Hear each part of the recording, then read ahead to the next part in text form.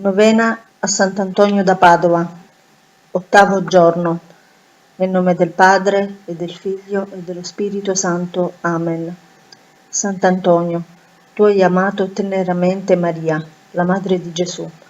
Tu l'invocasti come gloriosa Signora e Porta del cielo, e sei ricorsa a lei ogni giorno, specialmente nelle ore difficili. Con te noi vogliamo pregarla umilmente e donarle la nostra fiducia, raccomandandoci al suo buon soccorso. Padre nostro, che sei nei cieli, sia santificato il tuo nome, venga il tuo regno, sia fatta la tua volontà, come in cielo così in terra. Dacci oggi il nostro pane quotidiano e rimetti a noi i nostri debiti, come noi li rimettiamo ai nostri debitori, e non ci indurre in tentazione, ma liberaci dal male. Amen.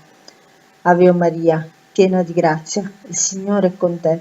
Tu sei la benedetta fra le donne, e benedetto il frutto del tuo seno, Gesù.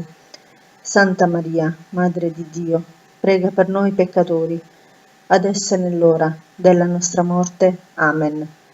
Gloria al Padre, al Figlio e allo Spirito Santo, come era nel principio, ora e sempre, nei secoli dei secoli. Amen. Nel nome del Padre, e del Figlio, e dello Spirito Santo. Amen.